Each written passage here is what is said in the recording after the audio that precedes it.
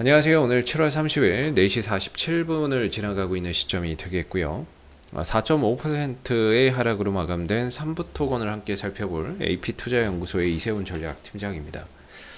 3부 토건의 이 종목은 어떠한 이제 실적을 바탕으로 해서 움직이는 종목이 아닌 이슈를 바탕으로 움직이는 부분이기 때문에 오늘 하락폭이 큰 게 사실이지만 어떠한 종목의 악재가 아닌 시장의 악재였고, 그리고 이슈가 여전히 건재한 상황에서 조정을 받더라도 시장이 좀 안정되거나 아니면 다시 이슈가 좀 재부각됐을 때 주가는 당연히 오늘의 하락을 또 만회해주는 반등이나 이런 것들이 충분히 마련이 될 수 있을 거라고 보고 있습니다. 3부 토건의 주요 핵심 이슈라고 한다면 이낙연 정치 테마주로서 엮여 있다라는 점이 되겠고요. 지난해 이제 8월달, 9월달, 10월달의 상승이 이낙연 관련주로서 움직인 거죠. 최근에 거래량이 터지면서 급등이 나온 것도 결국에 이낙연 관련주로서의 지지율이, 이낙연 전 당대표의 지지율이 다시 상승을 하면서 올라간 케이스가 되겠고, 이후에는 어떠한 이제 관심이 상대적으로 좀 사그라든 가운데 주가도 좀 쉬어가고 있는 그런 이제 모습을 보여주고 있는데, 3부 토건 같은 경우에는 이거는 사실 뭐 윤석열 관련주로 봐도 무방하지 않나라는 생각이 듭니다. 보시다시피 최근에 이제 뭐 윤석열 캠프에 3부 토건 관계자가 대부분 들어가 있대요. 실질적으로 이렇게 보면 또 윤석열 관련주로도 가도 전혀 이상할 게 없을 것 같다라는 생각이 들고요. 뭐 그쪽으로 가도 이상할 게 없는데 오늘 윤석열 관련주들이 오늘 좋았거든요. 예, 아무래도 또 국민의힘으로 입당한다라고 하니까 전반적으로 그동안에 계속 빠졌던 이런 뭐 덕성이라든지 서현이라든지 이런 종목들이 좀 오늘 반등의 기회를 잡았어요. 물론 이제 마감은 뭐 별로 좋지는 않았는데 아무튼 이제 반등의 기회를 좀 잡았던 부분이고, 그래서 뭐 이건 또 뭐 윤석열 관련주로 또 봐도 되지 않을까 이런 생각도 드는데, 사실 뭐 주가는 뭐 오늘 윤석열 관련주들이 갈 때 전혀 따라가지 못하는 모습이었기 때문에 뭐 이낙연 관련주로 여전히 봐야 될 부분인 것 같고요. 이 종목이 또 건설회사 아니겠습니까? 주택건설이나 이런 토목건설 사업을 하는 건설사인데, 이렇게 되면은 이제 주택공급 정책의 수혜주가 될 수 있다, 이렇게 또 이야기를 드렸죠. 근데 뭐 이쪽으로도 재료가 확장되지는 않고 있는 것 같고, 근데 건설 같은 경우가 사실 또 어디로 재료가 확장될 수 있냐면 대북주로 재료가 좀 확장할 수 있는 능력이 있거든요. 항상 남북 간의 관계가 좋을 때 그런 이제 건설주들이나 이런 것들이 또 하나의 수혜주로 부각되는 경우가 있었어요. 요즘에는 이제 농업 관련주나 비료 관련주, 음식료, 뭐 식량 지원 문제 때문에 이제 이 부분들이 주도적으로 상승을 하고 있지만, 남북 관계나 이런 것들이 또 좋아진다라고 한다면 건설주들 또한 대표적인 남북 경협의 수혜주가 되겠죠. 예전에 현대건설이 남북 경협의 수혜주로서 이렇게 급등이 나왔던 게 그때 2018년도에 그 남북 간의 대화, 그 부분 때문에 이 큰 종목이 이렇게 갔거든요. 3부 토건 같은 경우에도 그런 이제 가능성은 충분히 있다라고 봅니다. 그래서 재료의 확장성만 놓고 보면 타의 추종을 불허하는 그런 이제 능력을 가지고 있는데, 중요한 거는 이제 그게 확장이 안 되고 있어요. 재료를 좀 확장을 해서 좀 처음에 여기는 이낙연 관련주로 움직였으면 눌렀다가 다시 갈 때는 뭐 건설주로 좀 가든지 아니면 뭐 대북주로 가든지 아니면 윤석열 관련주로 가든지 뭐 이런 식으로 해서 좀 더 재료를 골고루 섞어서 움직임을 가져가면 좋은데, 아직까지는 딱 이낙연 관련주로만 움직임을 가져가고 그 외적인 부분에서는 이렇다 할 반응이 별로 없는 게 사실입니다. 뭐 최근에 연료전지 사업을 또 진출한다라고 해서 움직임이 또 있기는 했었는데 단발성에 좀 그치는 모습이었고요. 오늘 이제 하락이 좀 아쉽기는 해요. 왜냐면은 이런 방향성, 나름 그래도 이렇게 상승 흐름들을 이어왔던 방향성을 훼손하는 부분이니까 방향성의 훼손이 있기 때문에 상당히 아쉽고, 물론 이게 시장 때문이라고는 쳐도 방향이 훼손되면 탄력이 떨어질 수 있거든요. 그런 부분에서 방향성이 훼손된 하락이기에 조금 뼈아픈 오늘의 하락이 아닌가 싶고, 개인적으로 3,500원 정도를 1차 지지 방어선 정도로 저는 좀 봐야 된다, 이렇게 좀 말씀을 드렸던 부분인데, 이 3,500원대가 오늘 지수 하락과 함께 처참하게 좀 무너져 버리는 상황이었습니다.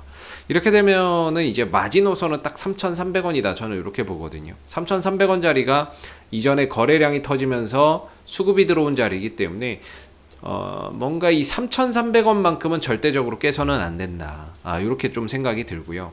이 부분들을 좀 깬다면은 사실상 주가나 이런 부분들의 탄력이 급격하게 떨어질 수 있다. 라고 생각이 듭니다.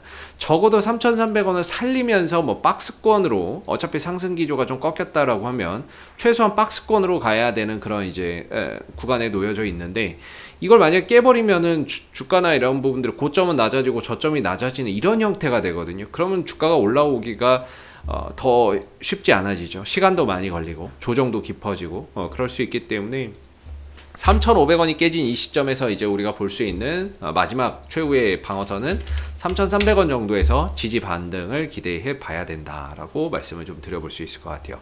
그래서 남은 뭐 흐름 속에서 3,300원을 또 잘 지키면서 흘러간다라고 한다면 얼마든지 이 박스권 흐름 이후에 재차 또 주가가 한 단계 더 도약하기가 쉬워지는데 깨져버리면은 결국엔 이 구간 자체가 뭐가 되냐면 이제 매물이 돼버리는 거예요. 매물이 돼서 올라가기가 굉장히 또 버거워질 수 있는 거죠. 그래서 매물 부담 차트나 이런 것들을 보면요, 현재 구간에 매물이 제일 많아요. 여기서 거래량도 많이 터져서 그런 것도 있겠지만 어찌됐든 이 구간을 넘어서야 나중에 이 자리가 지지 라인이 되는 거지. 여기서 밀려버리면은 사실상 나중에 주가 다시 올라올 때 여기 올라서기가 좀 버거울 수 있습니다. 그래서 3,300원을 좀 지키는 범위 내에서 어떻게든 다시 반등의 흐름들을 좀 가져가야 되지 않나 싶은데 여기서 또 올라가려고 한다면은 아무래도 좀 재료나 이런 부분들이 이제 정치 인맥적인 부분도 인맥적인 거지만은 좀 정책으로 가는 그런 이제 모습을 좀 보여줘야 주가가 좀 더 탄탄하고 안정적으로 갈 수 있는 거지. 이게 왜냐하면 정치라고 하는 게 지지율 따라가는 건데 이걸 뭐 알 수가 없으니까요. 정책은 명확하잖아요. 정책이나 기본주택 공급 명확하잖아요. 주택 공급 명확하거든요. 여야 막론하고 주택을 공급하겠다는 거는 명확한 그런 시그널이기 때문에 이게 누가 차기에서 누가 대통령이 되던 어찌됐던 공급은 확대를 할 거고 그렇게 되면 정책은 지속되는 거니까 거기서 이제 주가의 상승이나 연속성이 담보가 되는 거죠. 근데 정치 인맥으로 가면 길어야 저는 연말이라고 봅니다. 길면 연말에 가면은 다 끝나고요. 정치 인맥 관련주들은 뭐 특히나 민주당 같은 경우에는 한 10월 달인가에 최종 그 대선 후보가 되기 때문에 그 전에 끝납니다. 그래서 빨리 정치로 이제 에서 좀 탈피해서 정책으로 좀 탈바꿈하는 모습들을 좀 보여줘야 된다라고 생각이 들고요. 그래서 재료의 확장성은 많이 있는 종목이에요. 그래서 좀 재료나 이런 부분들에 좀 확장을 좀 해봤으면은 어떨까 싶고 그게 뭐 3,300원을 훼손하지 않는 범위 내에서 좀 일어나야 될 것 같고 그 구간이 깨진다면은 주가나 이런 부분들의 탄력이 급격하게 떨어지면서 다시 올라온다 하더라도 시간이나 과정이 또 많이 소요될 수 있는 거죠. 그런 부분들을 우리가 생각을 했을 때 3,300원이 이탈됐을 때에는 어느 정도 리스크 관리나 이런 것들이 좀 필요한 그런 부분들이 될 수밖에 없다. 이렇게 생각이 들고요. 반대로 올라가게 된다면은 4,100원대가 좀 저항대라고 봅니다. 4,100원대 자리에 저항대가 있고요. 이 구간만 가면 계속 두들겨 맞아요. 이 구간만 가면 두들겨 맞는데 이걸 넘어서려면 좀 거래량도 또 많이 또 들어와야 되는 부분들이 아닌가 싶습니다. 그래서 요거만 좀 넘어서게 된다면 그 이상으로 가는 것들이 뭐 그렇게 어렵지는 않을 것 같은데 최대 이제 좀 힘든 구간이 이 구간인 것 같아요. 여기 위로는 생각보다 매물 부담감이 별로 없어요. 그래서 이 4,100원 이상으로만 넘어가면 그 이상으로 가는 거는 쉽게 갈 수 있을 것 같은데 이걸 넘어가기가 너무 어렵네요. 이걸 넘어가야 그 이상을 좀 볼 수 있고 넘어만 간다면 또 생각보다 손쉽게 주가나 이런 부분들이 그 이상을 좀 바라볼 수 있는데 아무튼 지금은 3,300원과 4,100원 사이에서의 어떻게 보면 좀 박스권 흐름 속에서 흐름들이 만들어지고 있는 것 같고 다음 주도 뭐 좀 시장의 흐름들이 뭐 그렇게 좀 좋지는 않을 걸로 보는데 전반적으로 3,100원, 3,300원 자리에서 지지받고 또 올라오는 모습들을 우리가 좀 확인해 봐야 되지 않을까 싶습니다. 3,300원이 깨진다면은 좀 힘들 것 같아요. 그래서 3,300원 깨지면 굳이 이 종목을 또 봐야 되는 이유는 없을 것 같고 만약에 깨진다면 나중에 다시 올라올 때 어느 정도 그림을 보면서 다시 재접근 전략이나 이런 것들을 생각해 볼 수 있을 것 같아요. 그래서 3,300원의 어느 정도 지지 반등을 다음 주에 한번 기대해 보시고 체크를 해 보시는 게 좀 중요할 것 같고요. 위로는 4,100원에 좀 저항대가 있다라는 점을 참고해서 올라왔을 때 어느 정도 좀 대응이나 이런 것들이 필요하지 않을까라는 생각이 좀 듭니다. 이상 AP투자연구소 이세훈 전략팀장이었고요. 구독과 좋아요 한번 부탁드리겠습니다. 감사합니다. 그리고 무료 추천 종목을 매일매일 드리고 있습니다. 네이버에서 AP투자연구소를 검색하시면 웹사이트 상단에 AP투자연구소 홈페이지 링크가 나옵니다. 클릭하시면 AP투자연구소 홈페이지로 접속을 하실 수가 있는데요.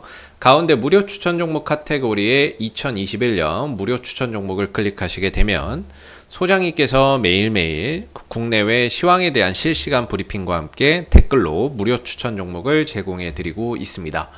하나 눌러서 들어가 보게 되면 댓글 리딩은 아침 7시 47분부터 시작이 되었고요. 간밤에 있었던 미 증시에 대한 이런 시황에 대한 설명에서부터 국내외 이슈들까지 이렇게 좀 설명을 드리고 있고요. 그리고 9시가 되게 되면 이제 무료 추천 종목이 나오게 됩니다. 9시 무료 추천 종목의 종목명, 그 다음 매수가, 1차 목표가, 손절가가 함께 제시가 되고요. 보통 2종목에서 3종목 정도 매일매일 추천을 좀 드리고 있습니다. 주가가 상승하게 되면 그 상승한 부분에 대해서도 이렇게 댓글로서 리딩을 해드리고 있고요. 그 다음에 또 하락하게 되면 또 그 하락한 부분에 대해서도 댓글로서 리딩을 해드리고 있기 때문에 무료 추천 종목이 필요하신 분들은 저희 홈페이지 방문하셔서 무료 추천 종목 코너 활용해 보시면 좋겠고요. 그 다음에 저희가 이제 개발한 어플리케이션 테마주 검색기가 있습니다. 홈페이지 보시면 이렇게 테마주 검색기라고 있는데요. 눌러보시게 되면은 국내 시장에 상장되어 있는 모든 테마주들을 한눈에 볼 수가 있고, 그날 어떤 종목, 어떤 테마가 강세인지를 한눈에 좀 파악할 수 있는 그런 이제 어플이기 때문에, 모바일 버전, 그 다음 PC 버전 이렇게 두 가지로 나눠져 있고요. 무료 어플이기 때문에 누구나도 다운로드 받아서 활용해 보실 수 있습니다. 그래서 필요하신 분들은 저희 홈페이지 방문하셔서 이 테마주 검색기도 많이들 다운로드 받아서 활용해 보시면 좋겠습니다. 감사합니다.